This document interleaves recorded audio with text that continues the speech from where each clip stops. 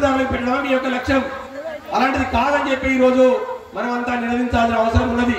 ఎందుకంటే మనం చేస్తున్నటువంటి కష్టము అంత విలువైనది. మనం భిక్ష అడుక్కోవాల్సిన అవసరం లేదు. మనము పోరాటం చేసి సాధించుకోవాల్సిన అవసరం ఉన్నది. और हमें कहा था एक और चीज याद है, बेटी बचाओ जोर से बोलो, हाँ, बेटी बचाओ बेटी पढ़ाओ।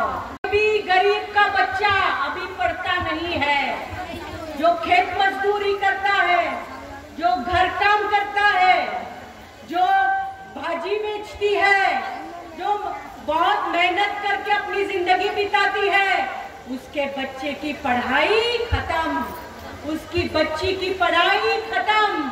अब वो बच्ची क्या करेगी? तो जल्दी जल्दी शादी कर दो। उनके उनके उनके ऊपर अन्याय अत्याचार ज्यादा बढ़ गया है देश के अंदर। हमारी बच्चियों की जिंदगी में ये सरकार ने आग लगा दी है। केसीआर ने दिया सब गरीब को फ्री मोबाइल दिया सबको। यहाँ पे किसको मिला? तुम्हारे मुख्यमंत्री ने दिया फ्री मोबाइल, स्मार्टफोन। किसको मिला? हाथ ऊपर करो। मोबाइल फोन ఇచ్చిరా ఎవరికైనా మీ అందరికి ఉచితంగా టెలిఫోన్లు? ఈ మొబైల్ ఫోన్ ఉంటా కదా, तो मांगना पड़ेगा। हमारे गरीब के बच्चे की पढ़ाई बंद हो गई। हमारे पास स्मार्टफोन नहीं है, हमारे पास इंटरनेट कनेक्शन नहीं है। हमारे बच्चे की पढ़ाई बंद नहीं होनी चाहिए। इसलिए केसीआर शिक्षा पे खर्चा करो, सबके गरीब के बच्चों को मोबाइल दो, इंटरनेट कनेक्शन दो, ताकि गरीब का बच्चा पढ़ सके। దేశంలో అనేటువంటి నినాదం ఇచ్చారు. అంటే అమ్మాయిల్ని కాపాడండి, అమ్మాయిల్ని చదివించండి అని చెప్పి నినాదం ఇచ్చారు. కానీ ఈరోజు ఈ యొక్క కోవిడ్ అనేటువంటి మహమ్మారి వచ్చిన తర్వాత చదువుకునే పరిస్థితి ఉన్నదా? పిల్లలు చదివించేటువంటి పరిస్థితి కూడా లేదు. ఎందుకంటే ఈరోజు వ్యవసాయ కూలీలుగా పనిచేస్తున్న వాళ్ళు మహిళలు, ఇండ్లలో పనిచేస్తున్నటువంటి మహిళలు, మరి వివిధ వృత్తులు చేసుకున్నటువంటి మహిళలందరూ కూడా వాళ్ళకి పనికి వెళ్ళిపోతారు. వాళ్ళ పిల్లలు ఎక్కడ చదువుకోవాలి? స్కూళ్ళు బంద్ అయిపోయినాయి. మరి ఈయన దగ్గర ఉన్నటువంటి స్మార్ట్ ఫోన్ అంటే ఆన్లైన్ పాఠాలు చెప్తున్నారు. స్కూల్కి వెళ్లకుండా ఇంట్లోనే కూర్చొని ఆన్లైన్లో వినాలి. మరి అట్లాంటి ఖరీదైనటువంటి మొబైల్ ఫోన్లు ఎవరి దగ్గర, బీద వాళ్ళ దగ్గర లేవు.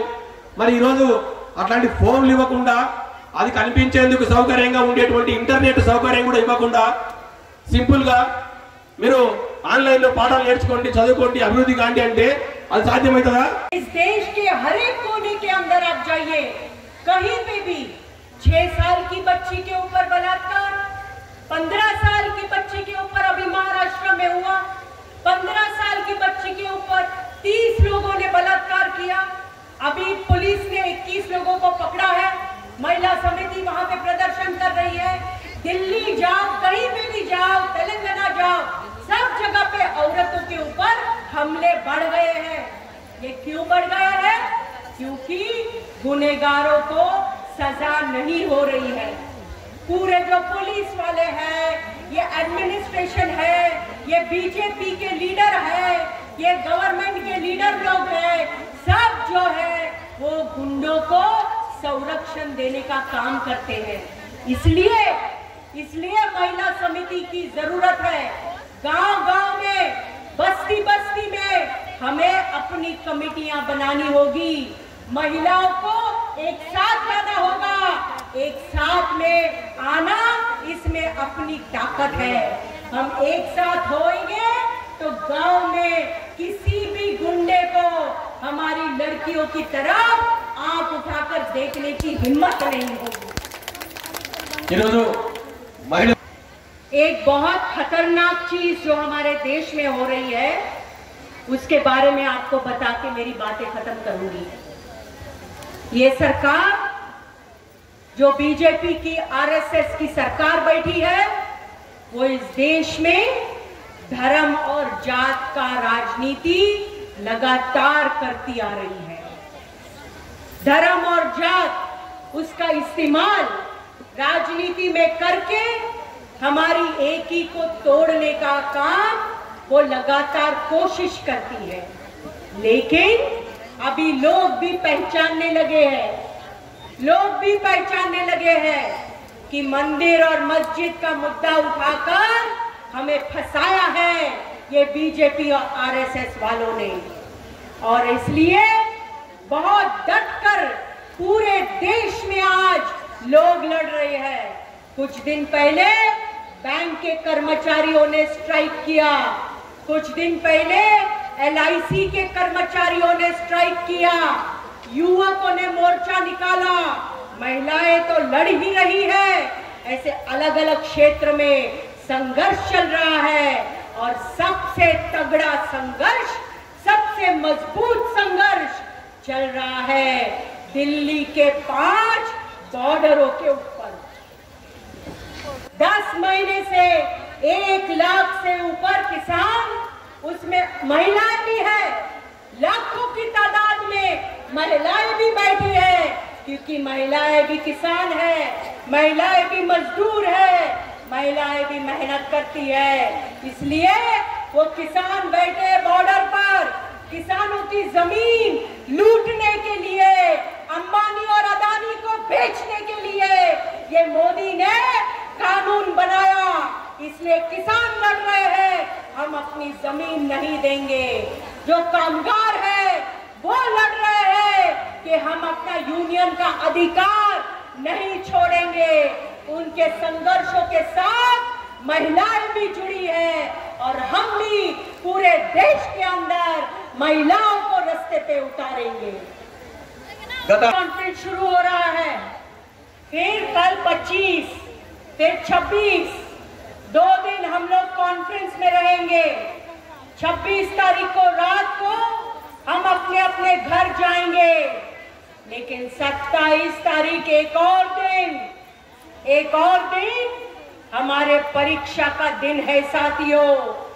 पूरा भारत बंद होगा उस दिन। ये मोदी और केसीआर तो मुंह नहीं खोल रहा है, मोदी देश को बेच रहा है और केसीआर मोदी का समर्थन कर रहा है। शर्म आनी चाहिए उनको। तेलंगाना की औरतों ने ऐसे मुख्यमंत्री को बराबर सबक सिखाने की जरूरत है। हमारी जिंदगी दांव पे लगा दी और आप मुंह नहीं खोल रहे हो। 27 तारीख को यहाँ पे बैठी जो भी है औरत, हम रास्ते पे रहेंगे।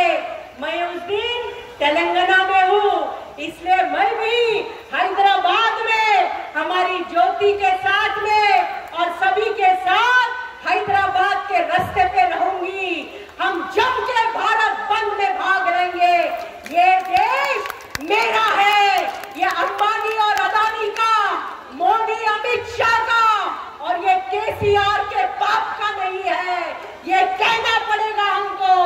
इसलिए एक साथ मिलकर आवाज उठाए और आवाज उठा के इस संघर्ष को जीतने के लिए लाखों की तादाद में हम औरतों तक पहुंचे।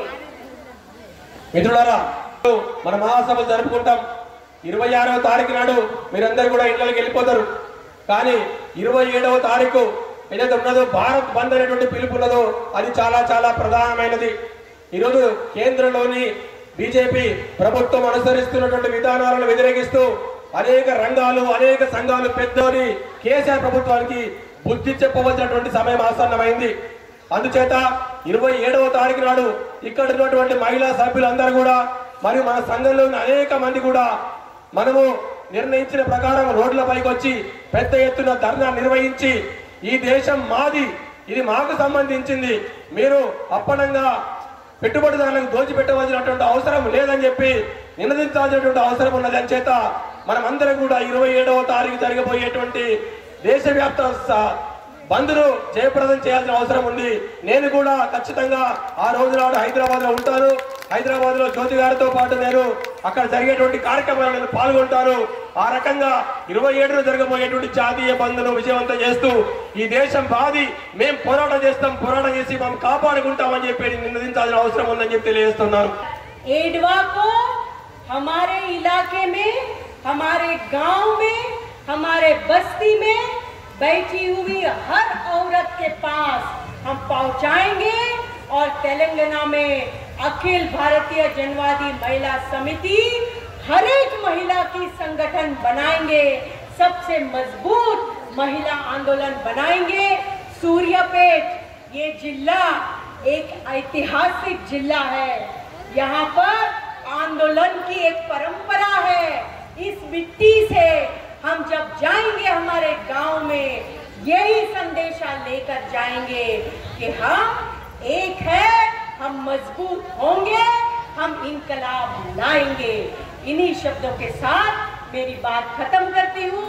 साथियों को सलाम, इनकलाब जिंदाबाद। మనందరికీ తెలుసు, అందుచేత అట్లాంటి స్ఫూర్తిని సూర్యాపేట జిల్లా వాసులుగా మరి రాష్ట్రం నుంచి వచ్చినటువంటి అందరూ కూడా ఆ రకమైన స్ఫూర్తిని తీసుకొని మన యొక్క సంఘాన్ని బలోపేతం చేసి మన పోరాటాలకు ఒక మహత్తరమైనటువంటి రూపాన్ని ఇవ్వాల్సిందిగా మీ అందరికీ మనవి చేస్తూ సెలవు తీసుకుంటాను. Thank you. Thank you.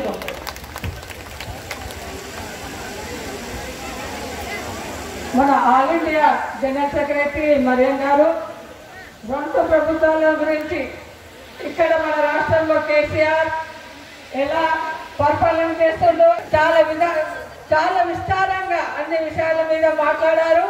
Mariam గారికి మన తెలంగాణ రాష్ట్ర కమిటీ నుండి ధన్యవాదాలు చెప్తాము. అలాగే మన ఈ ట్రాన్స్లేషన్ గురించి ఎంతో ఉత్సాహకరమైనటువంటి వాతావరణంలో జరుపుకోవటం అనేది జరుగుతూ ఉంది. పని ఒత్తిళ్లు ఉన్నప్పటికీ ఒకవైపు వర్షాలు ఎండలు ఉన్నప్పటికీ కూడా వాటిని లెక్క చేయకుండా వేల సంఖ్యలో మహిళా సోదరిమణులు కదిలి ఈ మహాసభకు రావటం అంటే మహిళల్లో ప్రభుత్వాలు అనుసరిస్తున్నటువంటి విధానాల ఎడల ఎంత వ్యతిరేకత ఉందనేది దీన్ని బట్టి అర్థం కావటం అనేది జరుగుతూ ఉంది. ఇవాళ ప్రజల భవిష్యత్తు, మహిళల భవిష్యత్తు ఎవరి మీద ఆధారపడి ఉంది?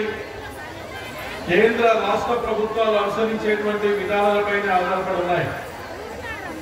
కొన్ని నిర్ణయాలు కేంద్ర ప్రభుత్వం తీసుకుంటే మరికొన్ని నిర్ణయాలు రాష్ట్ర ప్రభుత్వం తీసుకునేటువంటి పరిస్థితి అనేది మనం చూస్తా ఉన్నాం. అయితే కేంద్రంలో ఉన్నటువంటి మోడీ ప్రధానమంత్రి కాకముందు దేశ ప్రజలకు ఇచ్చినటువంటి హామీలు ఏ ఒక్కటి కూడా అమలు చేయకుండా ప్రజలకు అవసరం లేని, దేశానికి అవసరం లేని, సమాజానికి అవసరం లేని కొత్త కొత్త విషయాలు, కొత్త కొత్త చట్టాలు, బిల్లులు తీసుకురావడం అనేది జరుగుతూ ఉంది. మీ అందరికి కూడా తెలుసు, నేను ప్రధానమంత్రిని అయితే అధికారంలోకి వచ్చిన 100 రోజులు నిండక ముందే 60-70 లక్షల కోట్ల రూపాయలు బ్లాక్ మనీ మన దేశంలో కొంతమంది దోచుకొని దాచిపెట్టుకున్నారు. వాటన్నిటినీ బయటికి తీసి మీకు ఒక్కొక్క కుటుంబానికి 15 లక్షల మీకు జమ చేస్తామని చెప్పి అన్నారు. ఖాతాలు ఓపెన్ చేసుకోమనంటే ఖాతాలు ఓపెన్ చేసుకున్నారు. ఏమో మీరంతా ఖాతాలు ఓపెన్ చేసుకున్నారా లేదా? చేసుకున్నారా? మరి మోడీ గారు 15 లక్షల రూపాయలు వేసాడా? ఎవరికన్నా వేసాడా? మరి ప్రధానమంత్రి కాకముందు 140 కోట్ల మంది ప్రజలకు ఇచ్చినటువంటి హామీని ఏ మాత్రం నెరవేర్చకుండా ఓట్లు వేయించుకొని అధికారంలోకి వచ్చిన తర్వాత 15 లక్షలు కూడా, 15 లక్షలు కాదు కదా, 15 రూపాయలు కూడా ఎవరి ఖాతాలో జమ చేయలేదు. మోసం చేసినట్టా కాదా? ప్రధానమంత్రి మోడీ దేశ ప్రజల్ని మోసగించి ఓట్లు వేయించుకున్నట్టా కాదా? మరి అలాంటి ప్రధానమంత్రిని ఏం చేయాలి? ఏం చేయాలమ్మా? అలాంటి ప్రధానమంత్రి మనకు అవసరమా? అదే విధంగా 33% మహిళా బిల్లు చట్టసభలో నేను తీసుకొస్తాను, యూపీఏ ప్రభుత్వం తీసుకురాలేదు, నేను అధికారంలోకి వచ్చినాక తీసుకొస్తా, నా తడాకా చూపిస్తా అన్నాడా లేదా? మరి ఇప్పుడు 33% మహిళా బిల్లు చట్టసభలకు ఎందుకు తీసుకురావట్లేదు? మోడీని ఏమనాలమ్మా? మోసం చేసిందనాలా లేదా? మరి అలాంటి ప్రధానమంత్రి మనకు అవసరమా?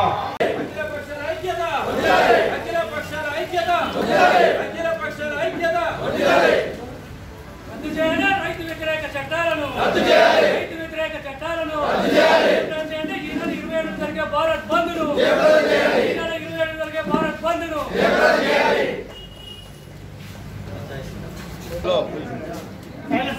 నిర్వహిస్తున్న ఈ నెల 27న భారత్ బంద్ సన్నాహక సమావేశానికి విచ్చేసిన అఖిలపక్ష నాయకులందరికీ పేరు పేరున ధన్యవాదాలు. కేంద్ర రాష్ట్ర ప్రభుత్వ ప్రజా వ్యతిరేక విధానాలకు నిరసనగా రేపు సెప్టెంబర్ 27న జరిగే భారత్ బంద్ను సూర్యాపేట జిల్లాలోని అఖిలపక్ష నాయకులు, ప్రజా సంఘాలు, మేధావులు, విద్యార్థులు, ముఖ్యంగా సకల జనులందరూ పాల్గొని విజయవంతం చేయాల్సిందిగా విజ్ఞప్తి చేస్తున్నాం.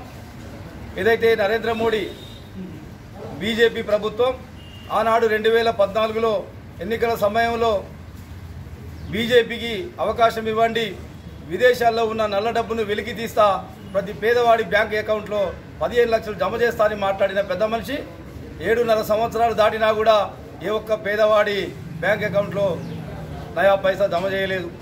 అంతేకాదా జీఎస్టీ కావచ్చు, పెద్ద నోటు రద్దు కావచ్చు, మొన్న కరోనాతో ప్రపంచం మొత్తం విలవిల్లాడుతుంటే కరోనా నివారణ సహకార చర్యలు చేపట్టకపోగా పేద ప్రజల యొక్క ఆరోగ్యాన్ని గాలికి వదిలేసి ఆయన మొత్తం విదేశాల్లో పర్యటిస్తూ పేదవారి యొక్క జీవితాలతోటి, ప్రజల జీవితాలతో ఆడుకుంటున్నాడు. ఈ దేశానికి అన్నం పెట్టే రైతన్న యొక్క వ్యవసాయ నల్ల చట్టాలను కూడా రద్దు చేయాలని అఖిలపక్ష ఆధ్వర్యంలో దేశవ్యాప్తంగా ఉద్యమిస్తే రైతులను, ప్రజా సంఘాలను, ప్రతిపక్ష నాయకులను కూడా వేడిలు వేయించింది కేంద్ర రాష్ట్ర ప్రభుత్వాలు.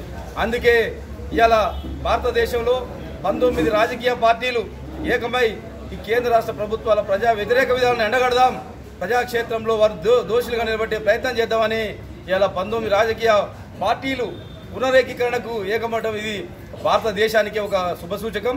ఎందుకంటే తప్పకుండా కేంద్రంలో మోడీ, రాష్ట్రంలో కేడి, ఈ ఇద్దరు దొంగలు ప్రజా సంపదను దోచుకుంటూ ఇవాళ కేవలం వారిచ్చిన హామీలు, ఎన్నికల సమయంలో చంద్రశేఖరరావు గారు ఇచ్చిన హామీ, నేను అధికారంలోకి వస్తే తప్పకుండా దళిత ముఖ్యమంత్రిని చేస్తా, ప్రతి పేదవాడికి డబుల్ బెడ్రూమ్ ఇస్తా అని మాయమాటలు చెప్పి ఓట్లు వేయించుకున్న పెద్ద మనిషి ఇవాళ మొత్తం దేశ సంపదను మన కాళేశ్వరం పేరుతోటి ఇలా మాట్లాడుతున్నాడు. ఉరి వేసుకుంటే రైతులకు ఉరి అనే విధంగా మాట్లాడుతున్న చంద్రశేఖరరావుకు బుద్ధి చెప్పాలి. మరి వరి వేస్తే ఉరి అంటే మరి నువ్వు 1,00,000 కోట్లు పెట్టి ఎందుకు కాళేశ్వరం కట్టినవో ఈ తెలంగాణ రాష్ట్ర ప్రజలకు సమాధానం చెప్పాలి. అందుకే బీజేపీకి టీఆర్ఎస్ అనేది ఒక బీ టీం కాబట్టి బీజేపీని, టీఆర్ఎస్ను ప్రజాక్షేత్రంలో ఎండగట్టి మనమందరం ఐక్యంగా ఉండి, అఖిలపక్ష నాయకులందరం కూడా ఐక్యంగా ఉండి ఈ కేంద్ర రాష్ట్ర ప్రభుత్వాల తీరును ఎండగట్టి ప్రజల పక్షాన పోరాటం చేయాల్సిందిగా విజ్ఞప్తి చేస్తూ మరొక్కసారి ఈ నెల 27న జరిగే భారత బంద్ను జయప్రదం చేయాల్సిందిగా విజ్ఞప్తి చేస్తూ ముగిస్తున్నాం. జై. నవంబర్ 26న మొదలైన రైతు ఉద్యమం నేటికి 10 నెలలు గడిచినా కూడా మొక్కబోని దీక్షతోటి, మేము లేకున్నా ఈ ఉద్యమంలో మా పిల్లలు కూడా పాల్గొంటున్న యొక్క కార్యదీక్షతోటి ఇలా ఢిల్లీ శివార్లలో ఉద్యమం కొనసాగుతుంది. ఆ ఉద్యమాన్ని గుర్తించే పరిస్థితిలో ఈ బీజేపీ ప్రభుత్వం లేదు కాబట్టి ఆ బీజేపీకి కూడా ఏ విధంగా బుద్ధి చెప్పాలనే యొక్క ఆకాంక్షతో ఇక్కడ ఉద్యమం కొనసాగుతుంది. స్పష్టంగా చూసినప్పుడు ఇవాళ అటు రైతు చట్టాలతో పాటు ప్రతిరోజు పెట్రోల్, డీజిల్ ధరలు పెంచుతుంది, గ్యాసు ధరలు పెంచుతుంది, లాభాలలో ఉన్న అన్ని కంపెనీలు కూడా ఇలా ప్రైవేట్ పరం చేస్తుంది. ఇట్లా మొత్తం ప్రజా వ్యతిరేక విధానాన్ని అవలంబిస్తున్నది కాబట్టి ఇలా దేశంలో ఉన్న అన్ని రాజకీయ పార్టీలు కూడా ఇలాంటి పార్టీ కూడా ప్రజల్ని పరిపాలిస్తే ఇక ప్రజలు బ్రతికే పరిస్థితుల్లో లేదనక ఉద్దేశంతో ఐక్యం కావడం జరిగింది. ఐక్య ఉద్యమాలు నిర్మించాల్సిన అవసరం ఉంటుంది. అందులో భాగంగానే రేపు 27వ తారీఖు నాడు జరిగే ఇక భారత్ బంద్లో కార్మిక సంఘాలతోటి ప్రజలు, ప్రజాస్వామికవాదులు, అన్ని ప్రజా సంఘాలు కూడా ఐక్యం చేసి భారత్ బంద్ని విజయం చేసి కేంద్ర ప్రభుత్వం కళ్ళు తెరిపించాల్సిన అవసరం ఉంటుంది. అందులో భాగంగానే మన ముఖ్యమంత్రి గారు ఇక్కడనేమో మొట్టమొదటి గారు రైతు చట్టాలను వ్యతిరేకించాడు. ఢిల్లీకి పోయాడు, ఏమైందో రైతు చట్టాలనే కాదు ఉన్న ఐకేపీ చట్టాలు కూడా పీకేస్తా అంటున్నారు. అంటే ఇలా కాళేశ్వరం కట్టి ఏటా 1 కోటి ఎకరాల మాగారికి నీళ్లు అందిస్తున్నాడు ముఖ్యమంత్రి గారు. ఇలా వరేసుకున్న రైతే కావాలో తనకు తనగా ప్రశ్నించుకోవాల్సిన అవసరం ఉంటుంది. అందుకనే ఇక్కడ ఉన్న అన్ని రాజకీయ పార్టీలు కూడా ప్రజా సంఘాలు కూడా ఐక్యమయ్యి ఐక్య ఉద్యమాలు నిర్మించినప్పుడే ఈ ప్రభుత్వాలకు సరైన బుద్ధి చెప్తామని ఈ సందర్భంగా తెలియజేస్తున్నారు. ఉన్నటువంటి నరేంద్ర మోడీ గారు ఇవాళ అదానీ అంబానీ చేతిలో కీలుబొమ్మగా మారిపోయినటువంటి పరిస్థితి వాళ్ళ కనబడతా ఉన్నది స్పష్టంగా. వారి దేశ సంపదను మొత్తాన్ని గుండుగుత్తాగా వారికి అప్పజెప్పి వారు స్వేచ్ఛగా మరి కొనసాగుతూ ఉన్నారు. వారి ఆగడాలను కట్టుదిట్టం చేయడం కోసం, వారి గద్దెని కదిలించడం కోసం ఇవాళ 19 పార్టీలు ఢిల్లీ నగరంలో ఏకమై రైతు వ్యతిరేక చట్టాలను అవలంబిస్తున్నటువంటి ఈ కేంద్ర ప్రభుత్వం కానివ్వండి, అదేవిధంగా రాష్ట్రంలో ఉన్నటువంటి టీఆర్ఎస్ ప్రభుత్వం కూడా రైతు వ్యతిరేక చట్టాలని ఆమోదిస్తూ, అదేవిధంగా ఈ రాష్ట్రంలో ఉన్నటువంటి భూముల్ని లాక్కోవటం, కోడి భూములకు పట్టాలు ఇవ్వకుంటుండటం, ఇస్తానని ఆనాడు ప్రకటించటం, ఈ రాష్ట్రంలో ఉన్నటువంటి ప్రజలందరికీ బంధని రైతు బంధు లేకపోతే దళిత బంధు బీసీ బంధు అని ప్రకటించి చివరికి అన్ని బంద్ చేసేటువంటి పరిస్థితి కొనసాగుతూ ఉన్నది. వీరిద్దరికి బుద్ధి చెప్పాల్సిన సమయం ఆసన్నమైంది. ఈ సమయంలో మరి రైతులు, కార్మికులు అందరూ ఏకమై రేపు జరగబోయేటటువంటి 27వ బంద్ని పెద్ద ఎత్తున జయప్రదం చేయాలని చెప్పి ఇక్కడ పెద్ద ఎత్తున మరి పాల్గొన్నటువంటి అఖిలపక్ష నాయకులందరూ రేపు సమీకరణ పెద్ద ఎత్తున చేయాలని చెప్పి వారి తగిన బుద్ధి చెప్తారని చెప్పి ఈ సందర్భంగా తెలియజేస్తూ సోదరులు ఇప్పటికే అనేక విషయాలు తెలియజేయడం జరిగింది. బీజేపీ ప్రభుత్వం ముఖ్యంగా రెండోసారి అధికారంలోకి వచ్చిన తర్వాత రైతాంగ వ్యతిరేక చట్టాలు తీసుకురావటం, కార్మిక వ్యతిరేక చట్టాలు తీసుకురావటం, ప్రజలకు వ్యతిరేకమైనటువంటి నిర్ణయాలు చేయటం, ఇది మొత్తం కార్పొరేట్ శక్తులకు అనుకూలమైనటువంటి వైఖరి తీసుకురావడం అనేది బీజేపీ చేస్తూ ఉన్నది. దీనివల్ల దేశంలో ఉన్నటువంటి సమస్త ప్రజలకు నష్టం జరిగే పరిస్థితి ఇవాళ ఉన్నది. అలాగే రాష్ట్రంలో ఉన్నటువంటి టీఆర్ఎస్ ప్రభుత్వం కూడా ఢిల్లీలోనేమో దోషి చేస్తూ ఉన్నది, గల్లీలోనేమో కుస్తీ చేస్తున్నటువంటి పరిస్థితి ఉన్నది. ఇది ఎక్కువ రోజులు నడవదు. ఇది అందుకోసమే ఈ ప్రజలు మొత్తం కూడా ఈ ప్రజానీకం పెద్ద ఎత్తున రేపు 27వ తారీఖు నాడు జరుగుతున్న భారత్ బంద్లో అందరూ పాల్గొనాలి. ముఖ్యంగా రైతాంగం అందరూ కూడా పాల్గొనడంతో పాటు వ్యాపారస్తులు కూడా పెద్ద ఎత్తున సహకరించడం ద్వారా ఈ భారత్ బంద్ విజయవంతమవుతుంది. దాని ద్వారా ఈ బీజేపీకి కనీసం కన్ను తెరుస్తుందని చెప్పేసి మేము భావిస్తా ఉన్నాం. అప్పటికి కూడా బీజేపీ కనుక తన తప్పుడు విధానాలు వెనక తీసుకోకపోతే రాబోయే కాలంలో పెద్ద ఎత్తున ఉద్యమం చేపడతాం. మరొక స్వాతంత్ర ఉద్యమానికి నాందిగా ఇది తయారవుతుందని చెప్పి ఈ సందర్భంగా తెలియజేస్తాం. తలపెట్టినటువంటి భారత్ బంద్ సన్నాహక సమావేశానికి ఇచ్చేసినటువంటి అఖిలపక్షాల ప్రతినిధులందరికీ హృదయపూర్వకంగా నమస్కారం తెలియజేస్తూ, ఈనాడు కేంద్రంలో ఉన్నటువంటి బీజేపీ ప్రభుత్వం కానీ రాష్ట్రంలో ఉన్నటువంటి టీఆర్ఎస్ ప్రభుత్వం కానీ పూర్తిగా ప్రజాస్వామ్య వ్యతిరేక, రైతు వ్యతిరేక, కార్మిక వ్యతిరేకమైనటువంటి విధానాలను అవలంబిస్తుంది. ఇప్పుడు తీసుకొచ్చినటువంటి గత 10 నెలలుగా రైతులు ఐక్య ఉద్యమాలు చేస్తున్నటువంటి ఈ రైతు వ్యతిరేక చట్టాలను మనం కనుక ఆమోదింపజేసుకున్నా, వాటికి మనం మద్దతు పలికినా, వాటిని వ్యతిరేకించకపోయినా కానీ భవిష్యత్తులో చాలా గందరగోళమైనటువంటి పరిస్థితి ఏర్పడుతుంది. రేపు భవిష్యత్తులో కనుక ఈ చట్టాలు ఆమోదం అయితే మాత్రం కార్పొరేట్ శక్తులే బలపడతాయి. ఆదానీ అంబానీలకు మేలు చేసే చట్టాలే తప్ప మామూలు సాధారణ ప్రజానీకానికి కానీ భారతదేశ సమాజానికి కానీ ఉపయోగపడేటువంటి చట్టాలు కాదు. ఈ చట్టాలే కనుక అమలైతే భవిష్యత్తులో బియ్యం బస్తాను, గ్యాస్ సిలిండర్ని కనుక బుక్ చేసుకున్నట్టు మనం చేసుకోవాల్సి వస్తుంది. ఇప్పటికే ఆల్రెడీ కూరగాయలు కానీ ఇవి కానీ రిలయన్స్ దాంట్లో కానీ మోర్ మార్కెట్లో కానీ ఇక్కడికి వచ్చేసి రైతులు వెన్ను విరుస్తున్నాయి. కాబట్టి ప్రజలందరూ కనుక ఖచ్చితంగా దీన్ని మనం అందరం కలిసి వ్యతిరేకించాలి. ఇది ఒక శుభ పరిమాణం. ఒక్క కేంద్రంలో ఉన్నటువంటి బీజేపీ పార్టీ, రాష్ట్రంలో ఉన్నటువంటి టీఆర్ఎస్ పార్టీ తప్ప మిగతా పార్టీలు, ప్రజా సంఘాలు, ప్రజాస్వామికవాదులు అందరూ ఏకమైనటువంటి ఇది ఒక మహోత్సవానికి ఇది తొలి అడుగుగా నేను భావిస్తున్నది. దీన్ని మనం ఖచ్చితంగా ముఖ్యంగా తెలంగాణలో తప్పనిసరిగా చేద్దాం. తెలంగాణ ఉద్యమంలో సకల జనుల సినిమా ఎట్లయితే సబ్బండ వర్గాలు పాల్గొన్నదో రేపు ఈ 27 నాడు బంద్లో కూడా అందరం ఖచ్చితంగా పాల్గొని దీన్ని ఖచ్చితంగా మనం సక్సెస్ చేసుకొని దీన్ని విజయవంతం చేసుకొని ఈ కేసీఆర్కి కానీ మోడీకి కానీ చెంపపెట్టులాగా చేయాలని చెప్పి నేను అందరికీ విజ్ఞప్తి చేస్తూ ఈ ఉద్యమంలో మా టీజేఎస్ పార్టీ తరఫున మేము శక్తి వంచన లేకుండా ప్రయత్నం చేసి మీకు అందరికీ కలుస్తామని చెప్పి తెలియజేస్తూ ఈ అవకాశం. రేపు సోమవారం నాడు 27వ తారీఖు నాడు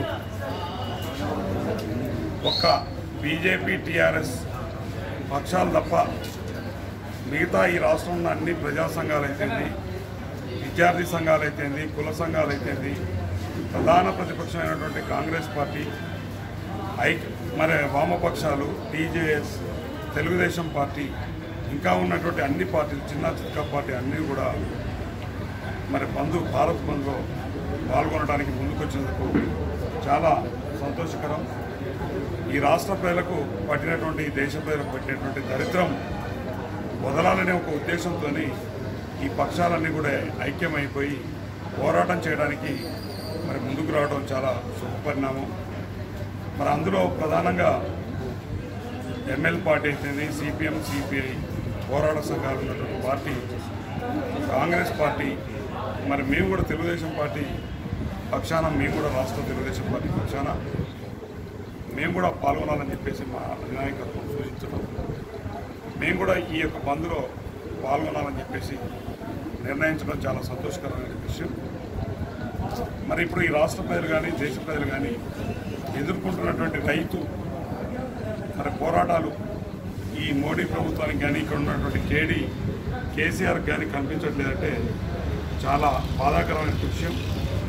ఒక్కరోజే ఈ రాష్ట్రంలో ఉన్నటువంటి రహదారులన్నీ కూడా రైతులకు వ్యతిరేకంగా దిగ్బంధం చేస్తామని చెప్పేసి ఒక్క గంటలోనే కేసీఆర్ని తీసుకుని జైలు వేస్తాం అనేసరికి ఎమ్మటే మరి యూటర్న్ తీసుకున్నటువంటి పరిస్థితి, వెనక్కిపోయినటువంటి పరిస్థితి ఈ రాష్ట్ర ప్రజలందరికీ కూడా గుర్తు చేయాలని చెప్పేసి గమనిస్తూ, అవకాశం వచ్చినప్పుడు ఓటు ద్వారా వీళ్లకు సరైన గుణపాఠం చెప్పాలని చెప్పేసి ఒక ఉద్దేశంతో ఈ రాష్ట్ర ప్రజానికి ఉన్నారు, ఈ రైతాంగం ఉన్నారు.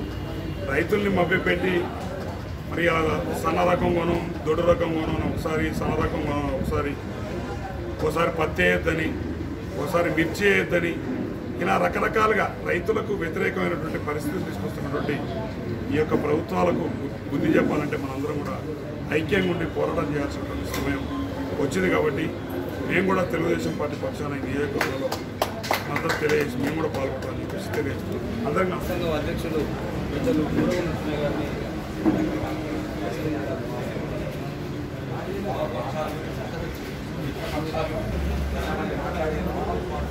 నమస్కారం. ముఖ్యంగా మనం ఇట్లాంటి సమావేశం చేయటం, ఏదో మన పేపర్లకు ఇవ్వటం, వార్తలు ఇవ్వటం సరిపోదు. మనం ఎక్కువ భాగం అధ్యక్షుడు రేవంత్ రెడ్డి గారి ఆదేశాల మేరకు మరి మీ అందరికీ కూడా తెలుసు, మొన్న ఇందిరా పార్క్ ఎదురుగా బీజేపీ, టీఆర్ఎస్ ఇతర 19 రాజకీయ ప్రజా సంఘాల తొలి ధర్నా నిర్వహించడం జరిగింది. ఈ కేంద్ర రాష్ట్ర ప్రభుత్వాలు ప్రజా వ్యతిరేక విధానాలను నిరసిస్తూ తమ నిరసన తెలియజేయాలని చెప్పి ఈ కార్యక్రమం నిర్వహించడం జరిగింది. మా పిసిసి అధ్యక్షుడు రేవంత్ రెడ్డి గారు అన్ని జిల్లా కాంగ్రెస్ అధ్యక్షులను ఆదేశించడం జరిగింది. హైదరాబాద్లో ఇక్కడ ఇందిరా పార్కులో ఏ విధంగానైతే ధర్నా నిర్వహించినామో కలిసికట్టుగా 19 పార్టీలతో ఐక్యంగా రేపు 27వ తారీఖు నాడు జరగబోయే భారత్ బంద్లో కూడా అన్ని పార్టీలను కలుపుకొని జిల్లా కాంగ్రెస్ అధ్యక్షుడి నేతృత్వంలో సమావేశం నిర్వహించి 27వ తారీఖు నాడు నిర్వహించబోయే బంద్ను విజయవంతం చేయాలి, దానికోసం ప్రణాళిక రూపొందించుకోవాలి, అందుకో సమావేశం పెట్టండి అని చెప్పి నిర్దేశించడం జరిగింది. దాంట్లో భాగంగానే ఈరోజు సూర్యాపేటలో CPM, CPI, TDP, TJS, David అన్న పార్టీ, ఎంఎల్ పార్టీ, మరి మిగతా అన్ని ప్రజా సంఘాలన్నిటితో కలిపి ఈరోజు సమావేశం నిర్వహించడం జరిగింది. మరి ఈ కార్యక్రమంలో పత్రికా విలేకరులతో మాట్లాడటమే కాదు, ఒక ప్రత్యేకమైన కార్యాచరణగా రూపొందించుకోవాల్సిన అవసరం ఉంది. 27వ తారీఖు నాడు మన సూర్యాపేట జిల్లా పరిధిలో ఎక్కడి నుంచి ఎక్కడి దాకా మనం ఏం చేద్దాం, ప్రధానంగా రహదారుల దిగ్బంధం ఏ విధంగా చేద్దాం, ప్రధాన పట్టణాలలో బంద్ ఏ విధంగా చేద్దాం, ఎవరో ఎక్కడ కలుద్దాం అనే ఒక వ్యూహాన్ని కూడా రూపొందించాల్సిన అవసరం ఉంది. మరి పెద్దలందరూ కూడా ఇచ్చేసినారు కాబట్టి అందరూ ఇందాక ఇప్పుడు ప్రెస్ వాళ్ళతో మాట్లాడడం ఉపన్యాసాలు అయిపోయింది, కానీ ఇప్పుడు నిర్దిష్ట కార్యాచరణ ప్రణాళిక కోసం రౌండ్ టేబుల్ కూర్చొని మీ సూచనలు సలహాలు ఇవ్వండి, అందరం రాసుకుందాం.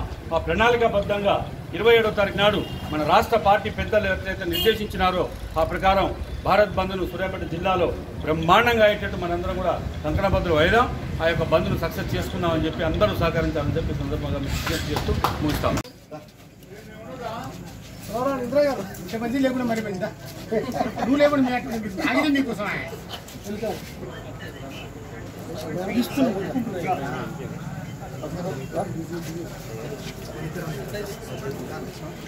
ఒక మండలి వేసి మమ్మల్ని చూస్తే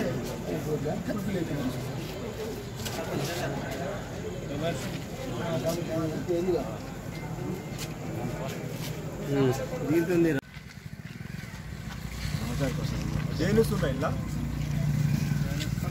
జైలుస్